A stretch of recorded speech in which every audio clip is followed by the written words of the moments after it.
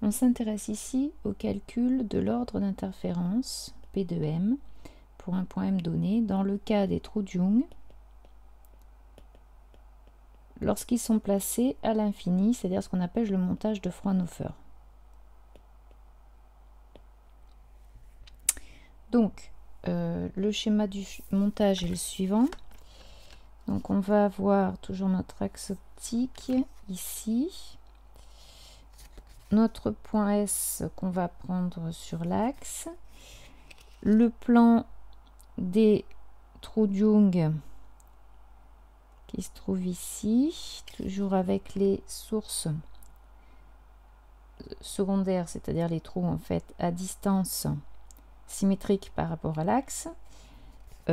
Simplement ici, donc on met la source et l'écran qui est ici, parallèle au plan des sources.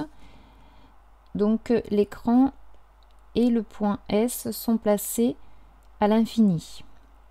Ça veut dire quoi? C'est-à-dire à l'infini par rapport au plan des trous de Young. Donc pour faire ça, on a besoin d'une lentille L1 dans la première partie. Et donc on a la distance entre la source et la lentille L1 qui vaut f'1, distance focale de la première lentille. Donc tous les rayons qui vont venir de la source iront à l'infini en sortant de la lentille et donc seront parallèles entre eux. De la même façon, à la sortie, on va placer une lentille L2 et on placera l'écran dans le plan focal image de la deuxième lentille, donc à la distance f'2 de la deuxième lentille, ce qui fait que le point M sera bien à l'infini, considéré comme à l'infini par rapport au plan des trous de Young.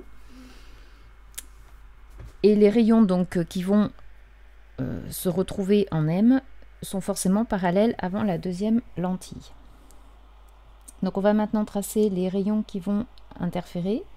Donc le premier rayon qui va interférer, il faut qu'il vienne de S, qui passe par S1 et qu'il aille jusqu'en M. Donc si on veut qu'il passe par S1 en venant de S, S étant le point focal objet de la première lentille, les rayons qui sortent vont être parallèles à l'axe. Donc le rayon qui sort de la première lentille en venant de S et en passant par S1 forcément a suivi ce chemin-là. Donc première partie du rayon. De la deuxième, exactement de la même façon, on pourra tracer le rayon qui vient de S et qui sort en passant par S2. Il a forcément suivi ce chemin-là. Donc après, pour savoir ce que fait le rayon qui va passer par M, en fait on part de la fin, c'est-à-dire qu'on va considérer que, on a dit que le point M étant en plan focal image de la deuxième lentille, tous les rayons qui passent par M étaient parallèles avant la lentille. Donc pour savoir cette direction, ce qu'on va faire, c'est qu'on va prendre un rayon fictif qui passerait par le centre de la lentille, il n'est donc pas dévié, et qui passerait par M. Ça nous donne donc la direction des rayons avant la lentille. Et donc du coup, on en déduit, en prenant le rayon parallèle, que le rayon qui passe par S1 et qui va en M suit ce chemin-là. Et donc va ensuite en M. Et on fait exactement pareil pour le deuxième rayon. Donc qui doit être parallèle toujours à ce rayon-là. Et qui va arriver en M. Donc rayon 2 en rouge, rayon 1 en vert. Donc ceci étant fait, on doit donc calculer la différence de marche entre les deux rayons. Donc on va avoir delta de M qui va valoir chemin optique SM sur le rayon 2 moins chemin optique SM sur le rayon 1. Donc on va passer par les points S1 pour le rayon 1 et S2 pour le rayon 2. Donc on va avoir chemin optique SS2 plus chemin optique S2M, moins chemin optique SS1, moins chemin optique S1M. Par symétrie, puisqu'on a choisi S sur l'axe, on aura chemin optique SS1 qui est égal ici à chemin optique SS2. Donc on va écrire que la différence de marche finalement s'écrit chemin optique S2M moins chemin optique S1M. Là, on est obligé de laisser les parenthèses puisque chemin optique n'est pas égal à l'indice puisque nous passons dans une lentille entre S1 et M et de même entre S2 et M. Donc l'indice, le milieu n'est pas homogène puisqu'on est d'abord dans l'air, puis dans une lentille, puis dans l'air. Donc il va falloir calculer ce chemin optique. Alors la lentille étant... le calcul de chemin optique dans la lentille étant très compliqué puisqu'une lentille a une forme convergente, en général ce genre de forme. Donc ce qui se passe dans la lentille est très compliqué. On va justement pas du tout aller voir ce qui s'y passe. On va utiliser la notion de surface d'onde. Donc pour utiliser cette notion de surface d'onde, on va s'intéresser à un point ici qui est donc le projeté orthogonal de S1, je vais l'appeler H, sur le rayon 2. Alors à partir de ce point, ce qu'on peut dire c'est que S1 et H sont sur la même orthogonale au rayon, à l'endroit où ils sont, donc ils sont sur la même surface d'onde. Et là, on utilise la notion de principe de retour inverse de la lumière.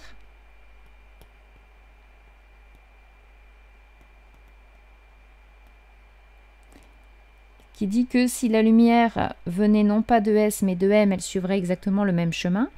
Et donc du coup, on en déduit que le chemin optique MS1 est égal au chemin optique MH, puisque les deux points sont sur la même surface d'onde pour l'onde qui viendrait de M.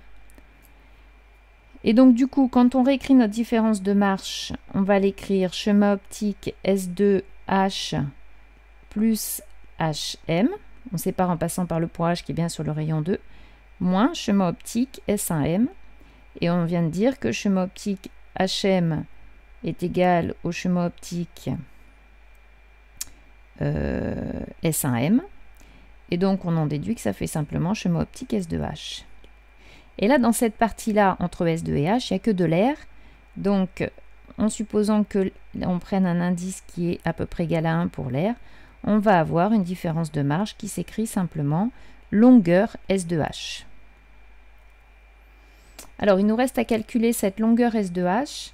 Pour cela, on va regarder deux triangles qui sont le triangle S1, S2H et le triangle, je vais appeler O2 ce point-là, donc le triangle O2, M, F'2 qui est ici. Donc, si on va appeler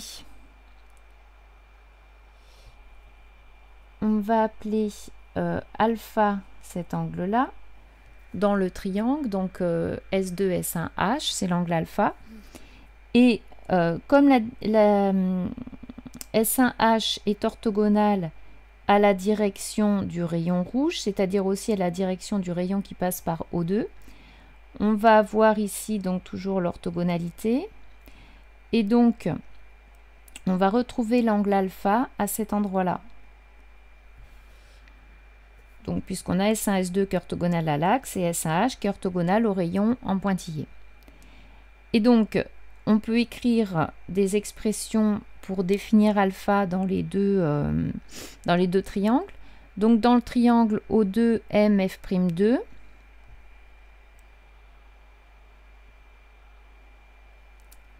dans le triangle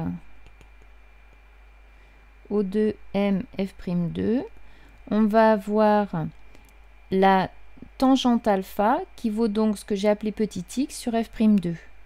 Donc tangente alpha, c'est petit x sur F'2.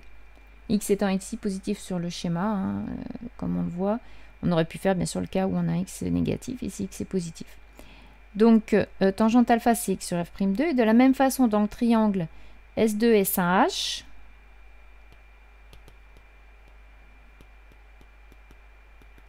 cette fois-ci, nous on connaît la distance S1, S2, hein, qu'on va poser égale à petit a. Donc on connaît S1, S2 et ce qu'on cherche c'est S2H puisque c'est la différence de marge. Donc du coup c'est un sinus qui va intervenir.